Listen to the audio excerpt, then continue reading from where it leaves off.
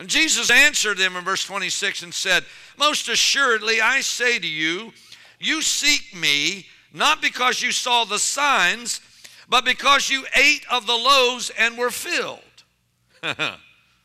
Jesus said you didn't see the signs and wonders, and that's not why you came, but you came because you were hungry. You came because of the loaves and you were filled. Well, that's a prophetic statement. In verse 32, then Jesus said to them, most assuredly I say to you, Moses did not give you the bread from heaven, but my Father gives you the true bread from heaven. So Jesus said the bread that you got was not really the bread that you really need to get. He said the bread that comes from heaven, I'm going to explain to you what it is, he said. For the bread of God is he who comes down from heaven and gives life to the world. And then they said to him, Lord, give us the bread always. And Jesus said to them, I am the bread of life. And he who comes to me shall never hunger, and he who believes in me shall never thirst. But I say to you that you have seen me and do not believe. And all that the Father gives me will come to me, and the one who comes to me I will by no means cast out. For I have come down from heaven not to do my will, my own will, but the will of him who sent me. Then he says again in verse 41, I am, they repeated it, I am the bread which comes down from heaven. I have come down from heaven, he says in verse 42. How many of you see that? In verse 50 says, this is the bread which comes down from heaven, that one may eat it and not die. I am the living bread, verse 51, that comes down from heaven. If anyone eats of this bread, he will live forever. The bread that I shall give him, my flesh, which I shall give for the life of the world. And then he says, I love what he says down here. He says in verse 56, he who eats my flesh and drinks my blood abides in me and I in him. And saints, listen, this is not necessarily just talking about communion. This is something greater he's trying to show us. In verse 57, he says, as the living Father sent me, I live because of the Father. So he who feeds on me will live because of me. How do you see that? He who feeds on me will live because of me. How many of you hear that? And I want to tell you today that, saints, what I'm going to share with you in the next few minutes is very, very powerful. It's a very powerful statement that we need to hear. And I ask the question, are you hungry? I ask the question, are you hungry? Jesus said, I am the bread of life. But I love what he said in verse 57. So he who feeds on me, whose table are you sitting at? Whose table are you eating from? You need to ask that question. One of the reasons food has this amazing power is that it is so basic to our existence. The question that comes is, why did God create bread and design human beings to need it for life? He could have created life that had no need of food because he's God. God didn't have to make it so that we had to eat to live. God could have made us that we didn't have to eat. But he did this, saints, for a reason. Why hunger and thirst? As Matthew 5 and 6, blessed are they which do hunger and thirst for righteousness, for they shall be fed. He created bread so that we would have some idea of what the Son of God is like when he said, I am the bread of life. How many of you hear that? I am the bread of life.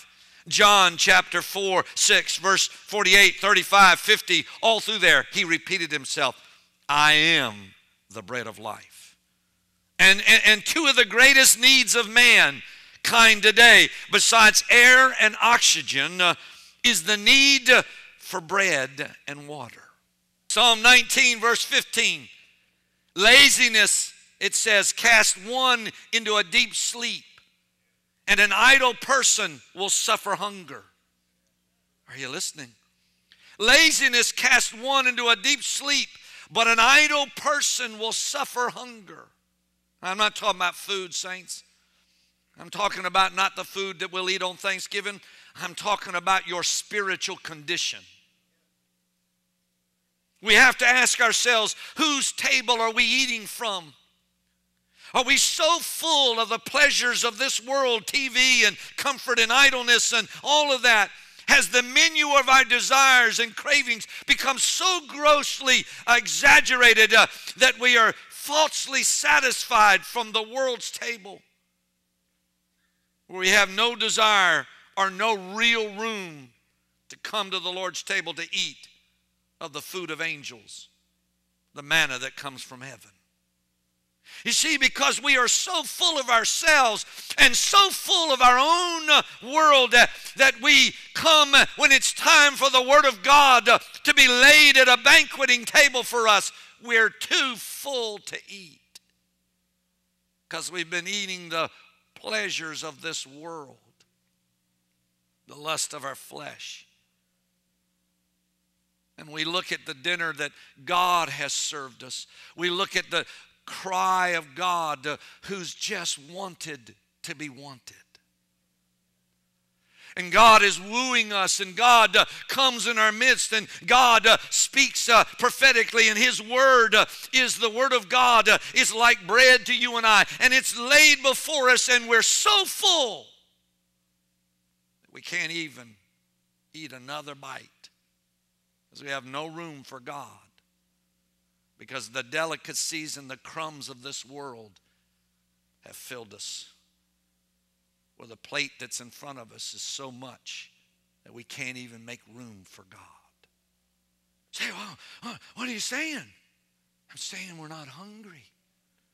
We're not hungry. We talk about it. I'm hungry for God on Sunday mornings as long as God comes within.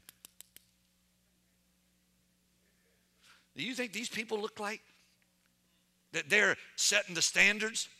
You think these people look like that they're just setting the clock and saying, you know, I'll eat according to my time frame? No. And if you've ever been hungry, which none of us have, but if you've ever been where people are starving, I've been in countries where they mob you, where they're trying to press and they scrape up the little bit of flour that falls out of a bag into their little bowls and they have dirt in it, but it don't matter because they're starving. Millions in those camps. Look at them fighting for food. Why did God make food this necessity? Saints, He made it so that we would understand what it means to be hungry for the real bread.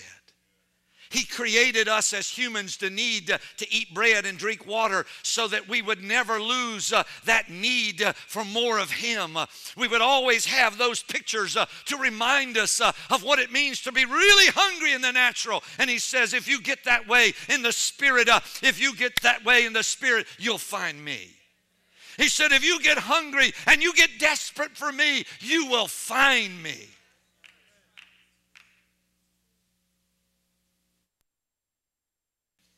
Ruth chapter 1